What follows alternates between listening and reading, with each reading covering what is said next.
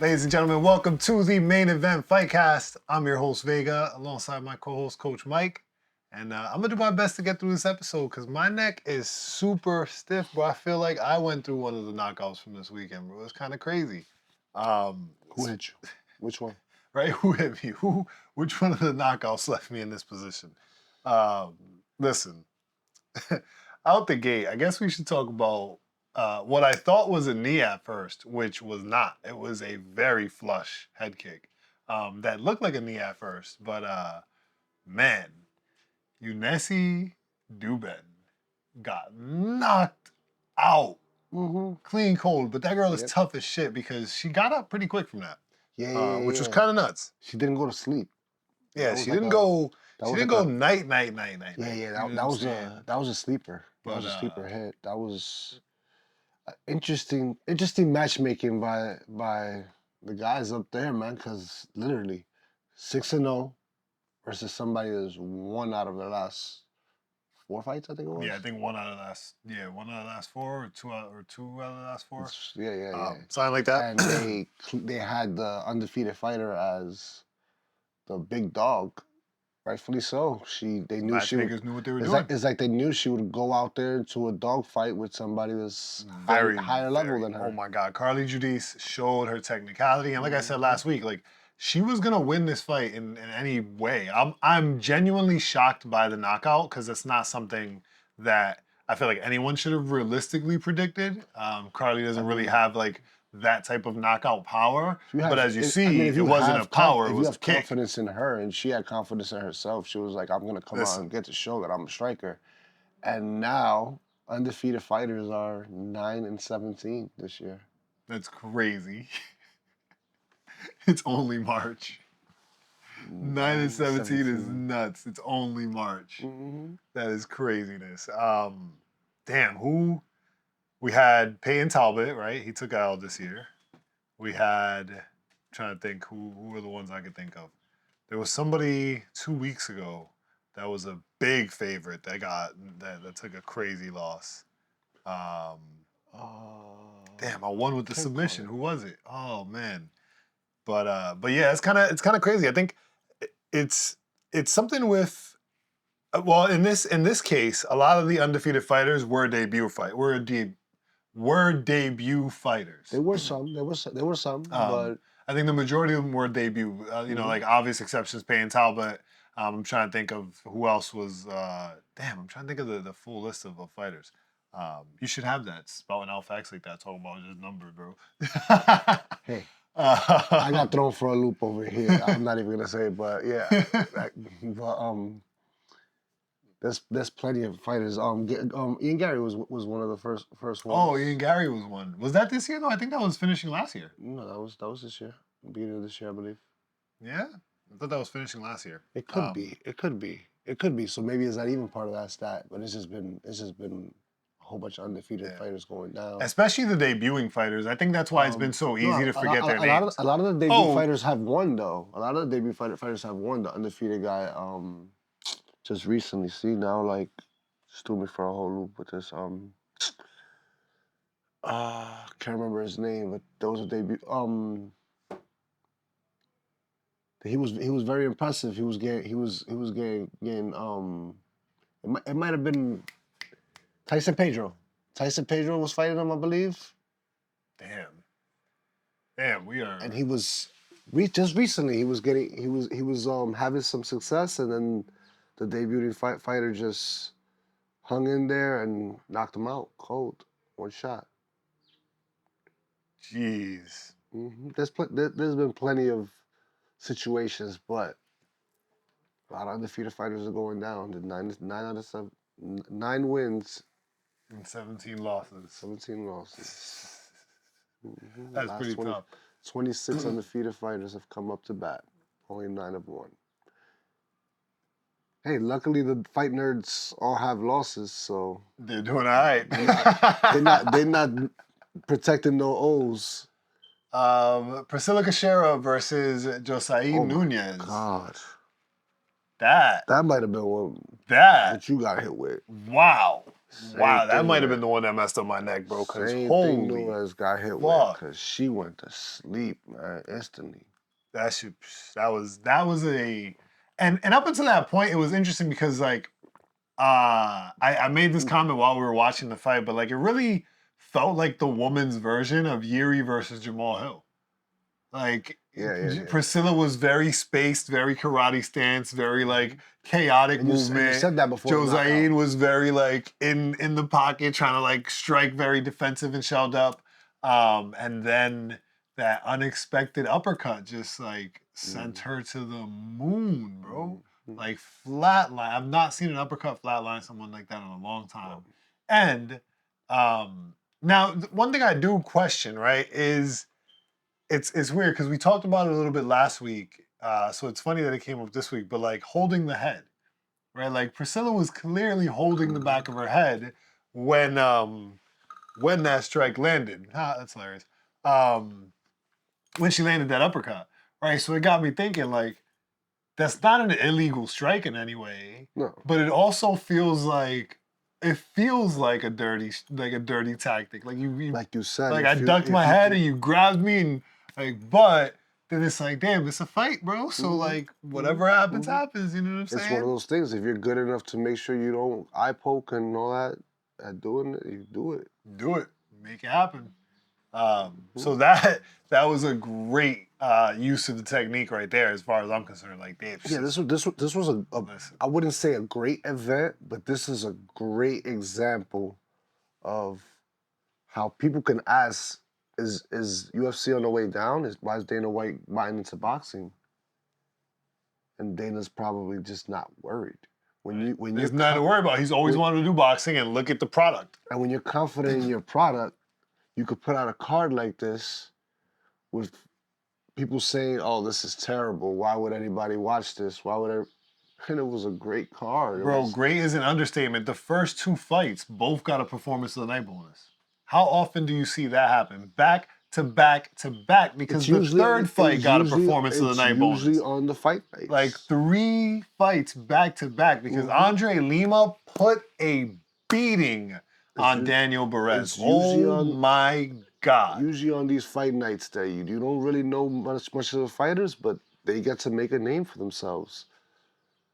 People tune in if they want to, but I enjoy it. Andre Lima this weekend definitely changed my perspective of him. Because up until this point, he had felt like a fighter that was just kind of skating by because weird stuff kept happening, right? But this fight, this was a good performance. He put on a performance of a lifetime, and if he can keep this up, he's definitely got some good potential against a tough guy against an incredibly tough guy that I always root for. You know what I'm saying? Who's still dangerous when he's hurt, and hey, it took Andre Lima putting everything he had into Daniel Barez and ended up getting a submission win. I think his first submission win, right? His first submission win, because Daniel Barez is that tough. But really, Daniel Barez was taking a beating that there were a couple moments, I think that even you shouted it in one of them, where I was like, man, the ref could stop the fight right now, and I'm not going to hate him for it. Like, it's that does not look good at all. Yeah, there was one moment where Andre Lima looked up at the ref like, yo, bro, what's happening here? And when he looked up, because he looked up, Daniel Barez was able to return the strike from the bottom, and the ref was like, well, I mean, he hit you. Well, there was some conversation happening with the ref while they were standing up by the cage too, and he hit him with a shot while he was talking to the ref. And then our first fight to not get performance of the night, but I think she put on a hell of a performance personally, was Sam Hughes versus Stephanie Luciano. I doubted her. She put on a hell of a performance. She didn't win every round, but No, definitely not. Definitely not. I think she won the second and the third round definitively, but the first round, it could go either way. She lost the first round. Stephanie won it. But it was still a great fight, especially from Sam Hughes. And like I told you, see, I didn't say it on the show because I hadn't seen the footage yet, but a couple days after we put out the episode last week, I was watching some footage of Sam Hughes training, and I was like, holy smokes, Sam Hughes is putting in work right now. Like, if she keeps this up, like, I can't really see a way that she loses this fight against Stephanie. And obviously the fight ended up being way closer than that type of prediction, but it still ended up being true of like, yo, there's something about and this is crazy. I'm gonna name this episode "Forgot Everything" because now I'm forgetting the name of the fight camp she trains out of, and I was gonna because there's a couple other people that train out of there that have been getting some solid wins lately. That it's something to say. I think this is the year, or we're entering the era of the gym now. We're going back to UFC gyms mattering more than the actual fighter. But it gets saying? Like back during the Black Zillions era. It gets tricky though. Yeah, Black Zillions versus ATT. That was a great era, bro. That was a great era. Yeah, I get it. But the thing is, right now, it gets tricky with that because we root for the fight nerds and they've been holding it down, and then we watch this fight and I'm forgetting everything, forgetting her name, but she didn't listen to anything Kyle was saying. Oh, you talking about Bruna? Yeah, Bruna Brazil. She was not listening to anything. Like, beginning of the fight, I want to say it was Paul Felder. He's saying how they plan on wrestling coming from Kyle. And she didn't shoot for one takedown. Not one takedown. Yo, I'm starting to think that there's a Strickland curse, bro. Every fighter Strickland's gotten around suddenly starts doing the bullshit Strickland does, bro. Like, look at Pereira. Look at Bruna. She was mimicking him, though. She was mocking him, and I don't know, man. It's been kind of dangerous for him. Gotta stay away from Strickland for a little bit. He might be dangerous. Then of course, this fight right here, I cannot begin to express the explosiveness that is Carlos Vera, bro. Mm-hmm. As the biggest underdog on the card this weekend. To get it done the way that he did, that was very impressive. It was incredible. He got hurt, not hurt. He got stunned a little bit early. Dana was giving bonuses out like water this weekend. It was a great card. It was a honestly, every fight. Great by the standards of fight nights. You understand what I'm saying? Even all right. So how often do they set up a fight night, and it does have a night that's sexy at main event. It does have those good fights on it, and it doesn't really hit like that. Mm-hmm. But for some reason, these are the ones. I don't know if they're hearing like people saying that they don't care for it, and they go on and put on the show. They go in and put on a show. Well, I was gonna ask you after watch is this a card that if you would have paid for a pay-per-view for, if there would have been a pay-per-view for it, right? Would you be upset about it? Right, because this is the type of card where going into it, if this was pitched as a pay-per-view, I don't want to buy it. Right, but after watching it, I'm like, yo, I got my money's worth, bro. It's one of those things where they're saying, trust us. Trust us. But they're not really saying anything. It's just how fighting works. It just happens. It just happens. Mm-hmm. But they're saying trust us because they're like, yo, we're putting these fights together and trust us. It's gonna be a banger. It's one of those things. We say trust them. They're trusting the arena. They believe that these places they go to bring out a energy in these fighters that brings them to perform. Like this is a fight town. It works. It works. Whatever's going on. We're gonna be talking about them announcing Iowa. They're going to Des Moines, Iowa, which is really interesting soon. Mm-hmm. The first boring fight on the card, in my opinion. First time I watch you fight, and it's not. I wasn't fighting. No, first time I fight. You're funny. Su Young Yu versus AJ Cunningham. For a split second, that was bad. That was bad. Su Young Yu versus AJ Cunningham was absolutely the most boring fight in the card. Mm-hmm. And what sucks is that I'm not even saying that from the perspective of it was still a good fight. It's just by comparison. No, it was a boring fight. Mm-hmm. It was just not very interesting. So there's not much to say about that one, to be real. Keep that a stack. But we will talk about, and so, it's crazy. My boy Waldo ain't get to perform. He ain't get no bonus. That's crazy. But it is what it is. It'd be like Dana's still mad at him for killing his Cuban prospect, bro. My boy Waldo getting the second round KO. And I'm a little bit biased here, of course, because that's the homie, you know what I'm saying? But genuinely, he's just a little. Just a little bit. Genuinely, though, the fight was great, bro. And that was amazing. And Ryan Spann put on a hell of a performance. I completely forgot he was going up to heavyweight for the first time. Yeah, I legit had some doubts in Waldo, but he really looked great. He's in the news talking about in a week, 2 weeks, I'd be ready if I get a call. What's up? Let's go. Let's make it happen. And then he called out Derek Lewis, which would be amazing of a fight. Was this not the best shape we ever seen Waldo? Oh, yeah, absolutely. Like, he looked chiseled. Absolutely.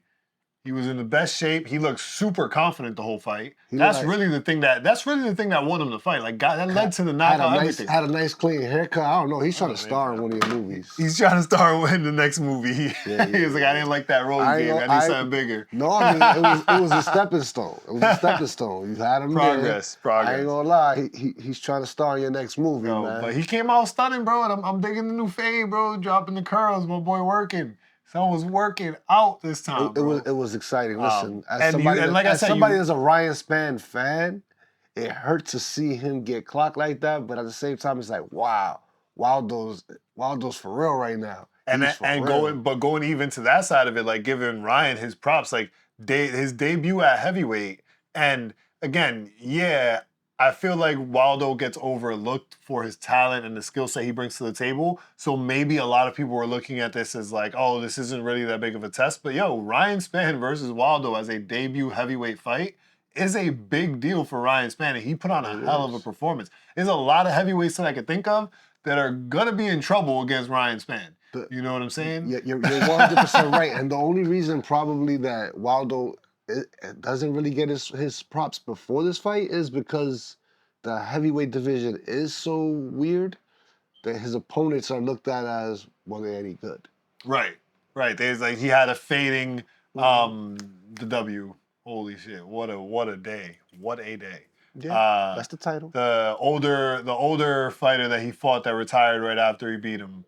Andre Arlovsky, right. Okay. So like when he fought Arlovsky, it's like, yo, that was mad boring. You should have been able to put him out. Like, not really respecting that he's a veteran. He's a dangerous fighter, and these are heavyweights. This is the thing. Andre Arlovsky, he will go down as not what I just said. He's not one of those fickle heavyweights that we might see him destroy that guy, but then see that guy get destroyed, and then they all get destroyed. Mm-hmm. Like, heavyweight is real shaky right now. Yeah. Like, but this definitely means that Waldo has done enough to prove that he's for real, because Ryan Spann, as a guy who struggled making light heavyweight, has that power from God that we know is strong as hell, bro. They called him Superman for a reason. And he looked great at heavyweight. Again, like, I want to emphasize, like, he looked great at heavyweight. It's not like he looked like he was struggling. It's not something it's not something like, oh, go run back to 205. Right. No. And some of those head kicks he threw. Stick around. What? If any of them shits would have landed, some of them head kicks were crazy. He could stick around. It could be interesting. The one thing I am sad about a little bit. No, what are you gonna say? I was gonna say, what's next for Waldo? It's funny. I was going in a similar direction. I was gonna say I'm a little bit sad now because, in theory, after this win, Waldo has to be moving up in competition, right? So like, it's way less likely that we're gonna see him versus Usman. Or versus Muhammad Usman, Muhammad Usman versus either of the Tafas, or do you maybe Justin Tafa might be higher up on the ladder? We gonna keep Justin Tafa at heavyweight, even though he want to go to light heavyweight. No, it's Junior that wants to go to lightweight. You're right. Yeah, no, I did that in my head for a second. I stalled for a second. I think Justin is above Waldo, so Justin Tafa we might still get. We're probably not getting Muhammad. I don't think he'll be above him. We're no longer going to get Chris Barnett. That's for sure. No. That's out the window for sure. No. So as far as what's next, honestly, it might be a little too early, but I am kind of riding in that boat. And maybe it is the bias taking over for the moment, and I'll rethink this in a couple weeks. But Jesus Christ, they're bugging today.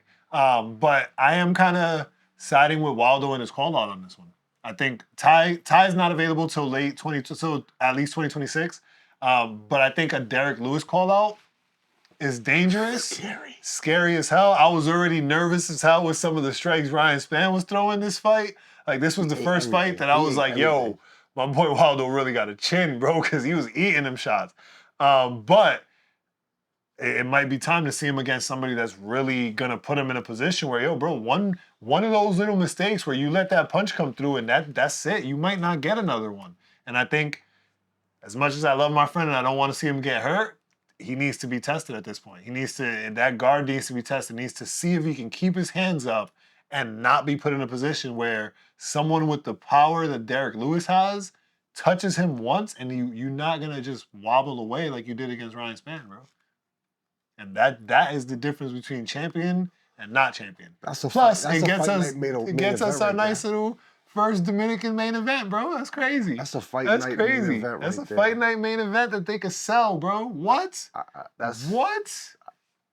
You can sell me on it. You can sell me on it. It just scares me. It scares me. Yeah, absolutely. You know what I'm saying? As a friend, it scares the hell out of me.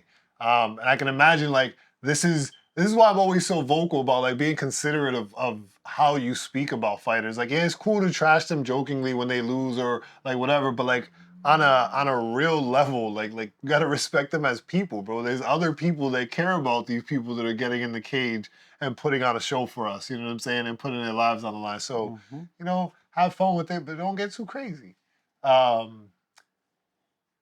Having fun with it, but not getting too crazy. That was my boy Kevin Vallejos this time, bro. Boy.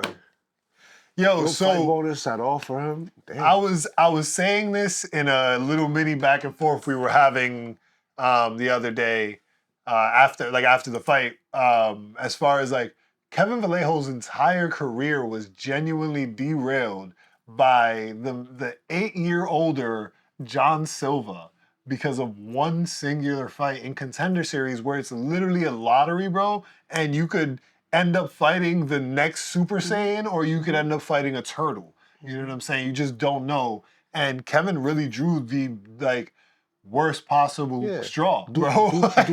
Dubin got the best draws she can get. Yep. And then ended up in the UFC and didn't look good. Got the exciting knockouts, and it put her in a position to do what? Get knocked out in her debut. No disrespect to that, but doesn't look good. It's one of those things that he might have had his setback, but he had his setback in the right spot. The right person. Because, and listen, he didn't get knocked out by John Silva. When's the last time you seen John Silva fight somebody and they don't get knocked out? Yeah. It's him. It's crazy. It's him. It's him. And he jokingly says he's coming after him or whatever, but he's definitely like doing his homework. And I'm sure he would prefer to see John Silva win the title. Absolutely. And get that rematch. Get that rematch again for the belt. Be amazing. That'll be. I think he already tweeted something like that too. 100%. We talked a little bit about the idea of like what's the path he should take. And I was saying that I don't think it makes sense for him to fight the path that John Silva fought because I don't want him to run into the situation of people saying, oh, like think about some of the ways John Silva's gotten some finishes, bro. There's some people where you're like, yeah, that's not going to be the same fighter after that ass whooping that he was before. You know what I mean? So if Kevin's going up against those people, it might not look its best for him. Only if those guys get a win. No, even if they lose. Because it's still, I said, there's still going to be those people on the webs that's like, yo, you beat the guy after he was already washed by John. You know what I'm saying? Like, versus beating somebody that John Silva didn't touch. But if they look impressive after the John Silva loss and then he gets to fight against them, yeah, they have to get a win after. And I don't think we've seen anybody who John Silva's fought fight since. Yeah, Charles Jourdain, and he got whooped. He got whooped after that loss. So that doesn't look good. Who's another one? I'm not remembering who he's recently fought.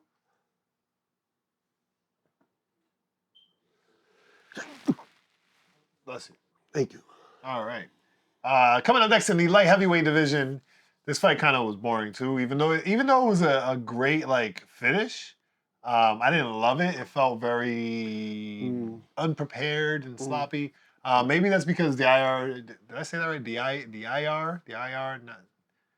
The IR, the guy from Kazakhstan, missed weight by 4 pounds, which is pretty nuts for the light heavyweight. We're seeing a change in that guard. Usually, the guy that misses weight comes in with that advantage and wins the fight. It's been the total opposite lately. Yeah. And this guy being the undefeated fighter that lost too. Yep. Another undefeated fighter. Another undefeated fighter. another undefeated fighter coming from Contender Series. That's great right there. That was great. That was nuts. See, that's how bad my neck is hurt, bro. I'm trying so hard. That's great right there. That's great right there. Yo, Damon Blackshear and Cody Gibson went to war. I mean, I'm pretty sure I said something about how this is going to be for sure. War, bro. Cody did his thing, man, but at the end of the day, the better grappler won. Yo, Damon Blackshear is on a ridiculous streak of submitting people, bro, and submitting people in abstract ways. It's not even like he's just being like, oh, I'm just gonna rear naked choke you and rear naked choke. Like he's twistering people. Like that's such a random thing to pull off, bro. Like it's so. This is another person that I'm super curious as to like, yo, what's the next for you in this division? Because the bantamweight division's already in a position where they're reaching deep into the deck to find contenders for the champion. Yeah. So how many more fights does Blackshear need before he's even in that conversation? I mean, to cherry pick, Cejudo. Like the next fight. If he fights Cejudo next, that would be crazy. I don't think Cejudo's taking a young up and comer, but not again. He needs a W. He needs a W. Yeah, but not Blackshear. Blackshear's not gonna be a W. No, Cejudo needs a W. So he might be willing to fight this guy if he believes he could beat him. Yeah, right. There's no way that Cejudo believes he can beat him. That's what I think. I think Cejudo sees Blackshear and is like, I should be done by the time he gets up to a spot where he's fighting for the belt. It's possible. But Damon Blackshear is definitely a dangerous guy. Alex Hernandez flipped the coin, came through, did his damn thing, and pushed aside the tough winner, Kurt Holobaugh. What's really cool about Alex Hernandez that I learned during this fight is that he also, alongside Brandon Royval and a couple other fighters, kind of like abandoned the idea of having a gym and started their own like little hodgepodge gym of like. He's also a lifelong martial artist. His family. Right, he's a lifelong martial artist. So, so that was a great fight. I think that I would have preferred to see this fight earlier on the card. Yeah.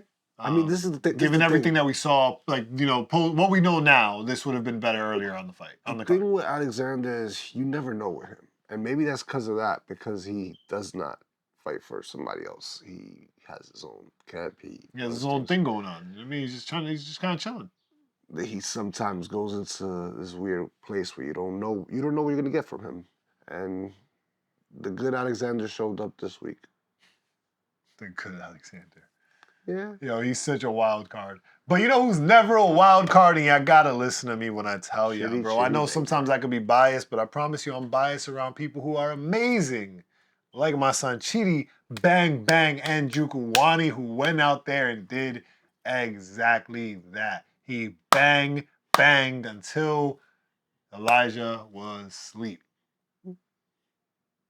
I didn't see it going any other way. I told you guys from the jump. I did not understand why Chidi was an underdog. That shit was crazy to me. So now we see Chidi doing his damn thing again, proving that he belongs in the ranked space in this division. So who does he fight next in welterweight to get back to the rankings? Do you think that it makes sense for him to be fighting in the direction of going for a title now that he is, I believe, 34, 35? Chidi versus Brian Battle. That would be a hell of a fight. Oh, man, that'd be a hell of a fight. Chidi versus Brian Battle. But I think Brian Battle would be fighting down in the rankings for that, so he might. After his last performance? Why not? Okay, sir. My bad. You remember that? You do remember that, dude, right? Yeah, he missed weight. He kind of won. Did not win. Kind of won. The judges handed him. He kind of won. Decision. They handed him a decision. I don't know. Kind of won. You know what I'm saying? Yeah. Kind of won. Yeah. That'd be a great fight. I would love to see that war. I think who was it I saw?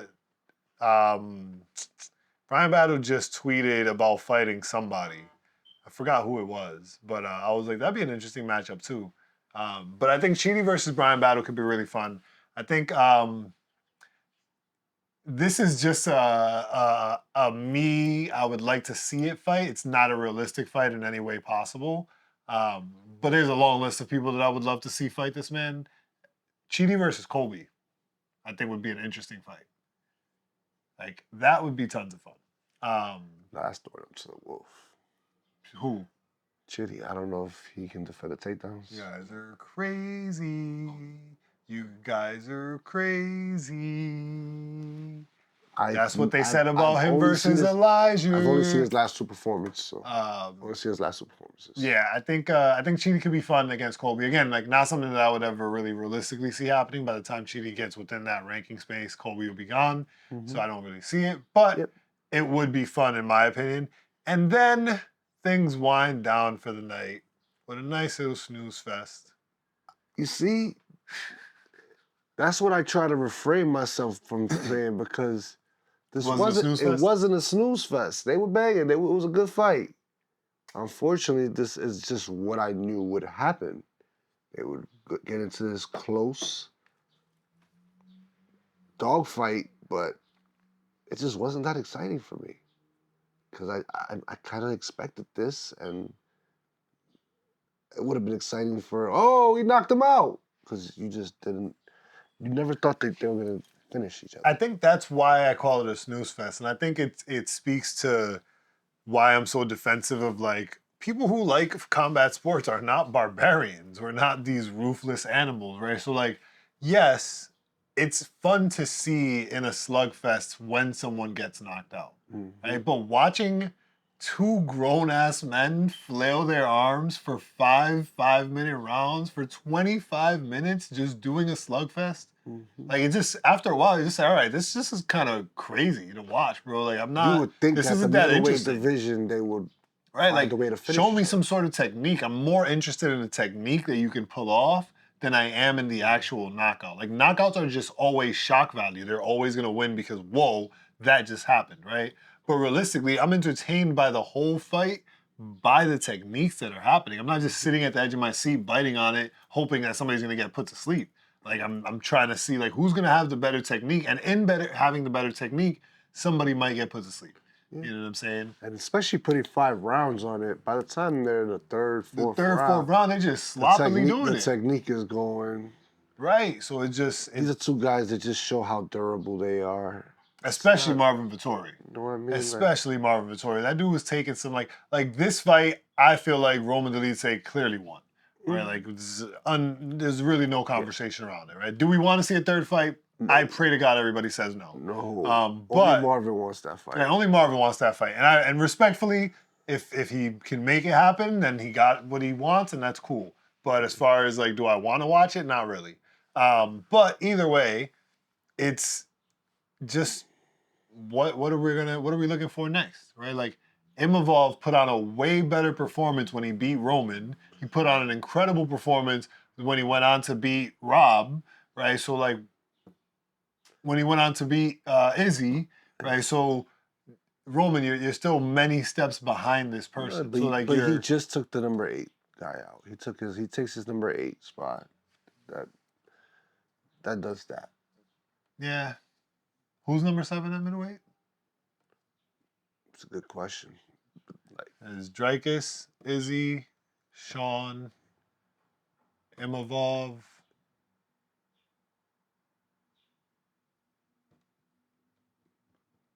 Cannonier? No. It should be Kyle. Kyle, that's right. Kyle's 5. Cannonier's 6 or 7. Let's find out real quick. I don't know. Let's find out together.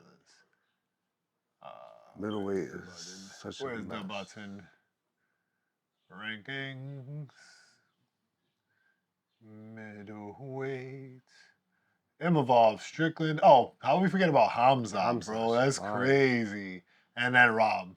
And Cannonier's number 7, like I said. Yeah, so we just forgot Rob and Hamza. That's what it was. Fluffy's number 9. I don't see. That's the thing. Fluffy's number 9. That's the thing. Bro. I think Fluffy moves up to 8. Yeah, because you can't put. There's no way you're convincing me that what Roman just did is better than what Fluffy did to Brendan Allen. Fluffy moves up to 8, and Dolidze moves up to 9. Yeah. You think he goes above Brendan? Yeah. So then that would be the next matchup, Brendan versus Roman. Could be. I mean, Brendan just lost to Or they put Roman. Lost to Fluffy. So. Or they put Roman versus Fluffy. So Brendan could fall even under Marvin. Yeah, he will be under Marvin. He will be under Marvin, because Marvin will be 10. So Brendan will be 11. Yep. At least that's what we imagine, because we don't make the rankings. You never know what's it makes sense though. I think that's kind of clear cut. Bo Nickel got dropped out the ranking, and now he's fighting Reiner the Ritter. When the heck did you sit there?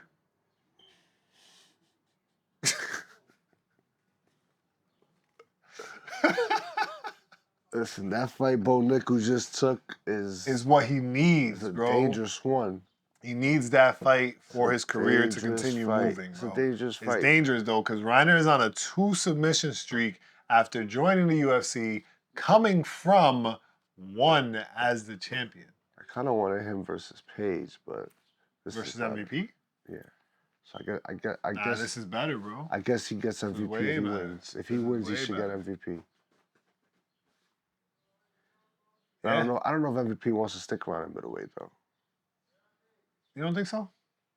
I think at this point you might be right. MVP just might want to put on show fights. Like whatever's gonna look like a fun show for the audience. That's all he wants to do. Like he keeps calling out Leon Edwards, right? And it's like, well, the thing is, they want a main event London card. That's what I'm saying. Like that, but that's just a show fight. That has nothing for the rankings. It does nothing for. It's just for London. For you know what I mean, do it for the people one time. Yeah, that's all they want. Speaking of doing it for the people one time, let's talk about this upcoming card this week, because this week, where is the mouse? There it is. This week we have Leon Edwards versus Sean Brady main eventing the card, and this fight is a big deal for the rankings, right? Because it determines what happens next with Kamaru Usman. Because if Leon Edwards wins, it's probably time for Kamaru to retire. If Leon loses, it makes sense for Kamaru to stick around because there's still some space for him to play with some people who he hasn't beat yet, that he can still kind of puzzle piece his way back into title conversation, right?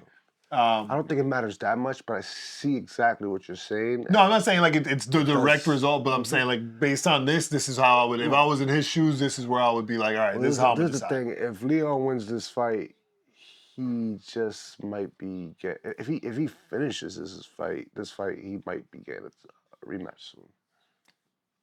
Yeah, right after this Bilal versus who's he fighting? Shavkat. No, not Shavkat. Oh my God, Jack de la Madalena. Yeah, so it can make things interesting. Like an impressive win right here can make it a Shavkat versus Leon situation. Where they have to fight before Bilal. That would suck, though. That would suck because it would suck for Shavkat because he did everything right. Right. He went out there and fought injured. He did everything he possibly could to make sure that he was in the right position he needed to be. Holy smokes! It's been a long time since we've seen this guy fighting. Polish power. But Polish power. Jan Blachowicz is going up against Carlos Ulberg. Blachowicz? Blachowicz. Blachowicz.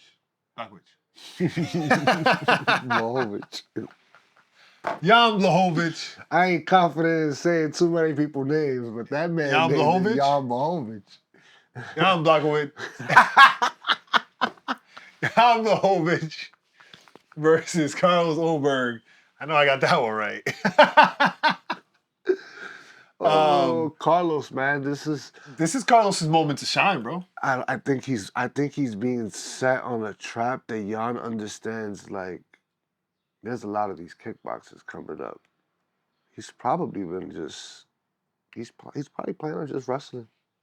You think so? To be honest, he's the underdog. If he's going to be wrestling, he should win this fight. At this point of Jan's career, why would he take the chance? Yeah, that's very true. Especially with Ankalaev holding the belt right now, because really, he is due the most like fair rematch opportunity out of anybody right now.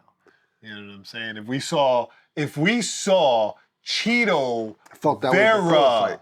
get his chance to fight for a belt just because of history, this makes way more sense. I mean, I felt that way before the last Pereira fight, because the fact that he has the closest fights in Pereira's been in, and he got the draw against.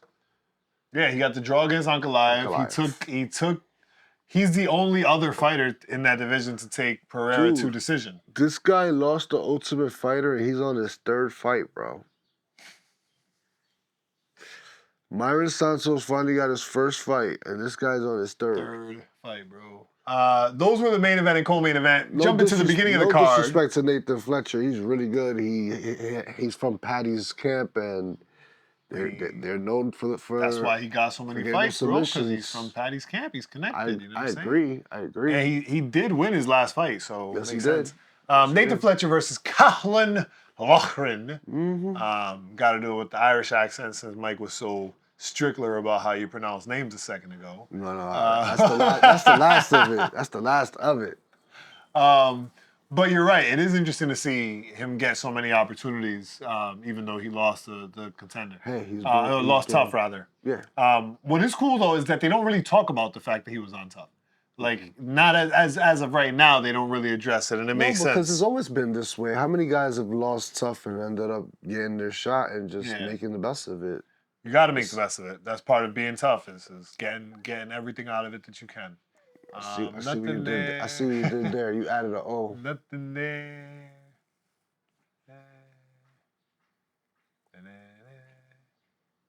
Ooh, Jai Herbert versus Chris Padilla. This should be a good fight because Jai Herbert is a striking beast. I can give him that for sure.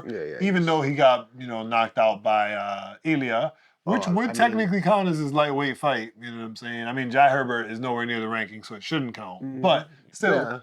He's competed at lightweight. Yeah. He has competed at lightweight. He hasn't earned a spot in lightweight, so that's fair. He hasn't fought a contender at lightweight.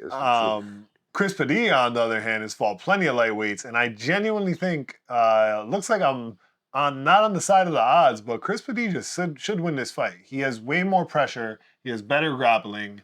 I think he's got this one. I don't know. What do you think? I don't know. So I like Jai Herbert with the kicks. I really do. Those kicks are setting him up for takedowns, though. True. A couple of those get opened up too quick, and it's not to the floor you go. A knee up the middle could be a game changer, though. We got Nathaniel Wood versus Morgan Charrier. The last pirate, isn't he? Isn't that the last pirate? Yes, it is. I am definitely on Morgan Charrier's side, bro. The last pirate. You gotta count on him. He gets it done. Yeah. But that does not take away in any way, shape, or form Nathaniel Wood's toughness, bro. Yeah. So there's always space for him to win. This is another, again, we're never really telling you which fights we're not picking bets or picking sides. We throw some bets and stuff out there for fun. But what we're really saying is, if you've never watched a UFC fight, or if you have somebody who's never seen a UFC fight, these are the fights you want to tap them into to let them make a decision for themselves and they're a fan. And I think Morgan Charrier is one of those people that is a fan maker for sure. This next fight, probably not, so let's get that one. Molly McCann versus Alexia. Who's that one? Tainara? I think the page just didn't load properly because I don't see her face. I know who Meatball McCann is, though. You got to know who Molly Meatball McCann is. If you don't, I definitely recommend checking her out pre her first loss, because before her first loss, she was really on some stuff. And there she is. And now she's back on some stuff. You know what I'm saying? So Alexia is debuting this week. So that should be a very interesting debuting fighter. I can't wait to look more into her. There's a chance to make yourself a star, because Molly is 100% a star. Nobody's gonna fancy her a great fighter. What she is a so Alexia's got 100% takedown accuracy coming into the UFC. How old is she? Pretty impressive. She is. You definitely passed it. It was around that way.